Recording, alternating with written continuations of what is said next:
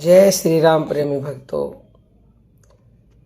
सांसों के ध्यान से कितने दिन में दुख दूर होने शुरू होते हैं? ये बहुत ही अच्छा प्रश्न किसी ने किया है।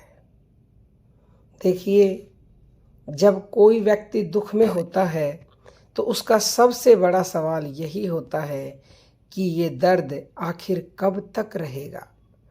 और अगर उसे कहा जाए कि सिर्फ अपनी सांसों पर ध्यान देने से दुख कम होने लगेगा तो सबसे पहले मन में संदेह ही आता है। लेकिन संतों का अनुभव कुछ और कहता है। संतों ने हमेशा कहा कि मन का दुख बाहर की परिस्थितियों से नहीं बल्कि भीतर की उलझी हुई सांसों से पैदा होता है। जैसे ही सांसें सहज होने लगती है, मन अपने आप शांत होने लगता है। यही कारण है कि हमारे संतों ने सांस को ही सबसे बड़ा साधन बताया। संत कबीरदास जी कहते हैं, साईं इतना दीजिए जामे कुटुंब समाए, मैं भी भूखा ना रहूं साधु भी भूखा न जाए।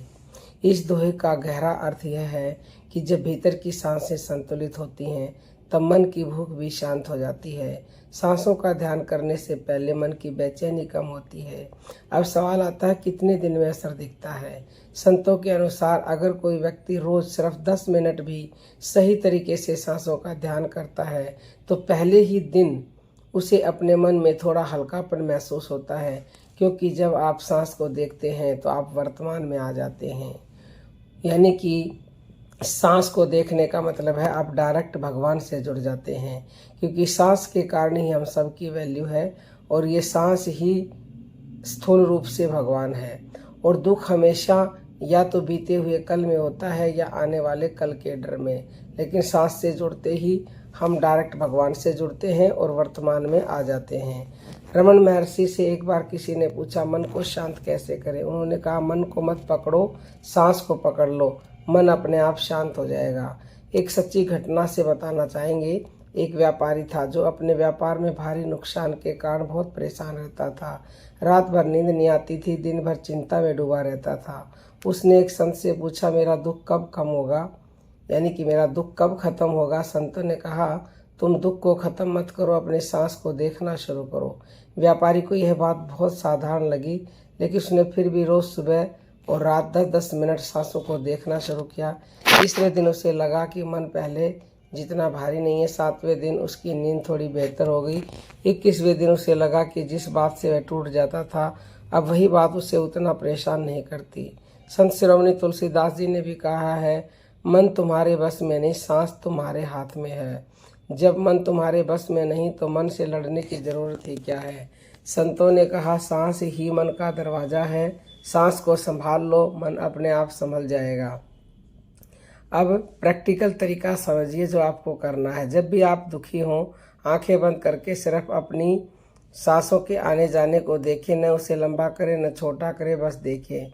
जैसे ही सांस अंदर जाए, मन ही मन अपनी श्वास की आवाज़ को सुने और उसी को बोले।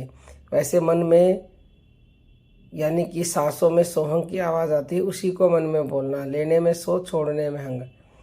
और यह कोई कल्पना नहीं है, यह वही ध्वनि है जो हर सांस के साथ स्वाभाविक रूप से हर इंसान के अंदर हो रही है। गुरु नानक देव जी कहते हैं, सांस सांस सुमरो गोविंद, मन अंतर की उतरे चिंत। यानी हर सांस के साथ नाम का स्मरण करने से मन की चिंता अपने आप उतरने लगती है। संतों के अनुभव के अनुसार 1 से 3 दिन में मन हल्का होने लगता है, 7 दिन में चिंता की पकड़ ढीली होने लगती है, 21 दिन में दुख का प्रभाव कम होने लगता है, 40 दिन में व्यक्ति भीतर से मजबूत और महसूस होने लगता है। दुख बाहर की घटना नहीं, दुख भीतर की प्रक्रिया है और सांस वही माध्यम है जो इस प्रतिक्रिया को बदल सकती है। तो अगर आप सच में जानना चाहते हैं कि सांसों के ध्यान से दुख कितने दिन में दूर होता है, तो जवाब है, जितने दिन आप ईमानदारी से अपनी सांसों के साथ जुड़ते हैं उतने ही दिन में दुख आपसे दूर होने लगते हैं।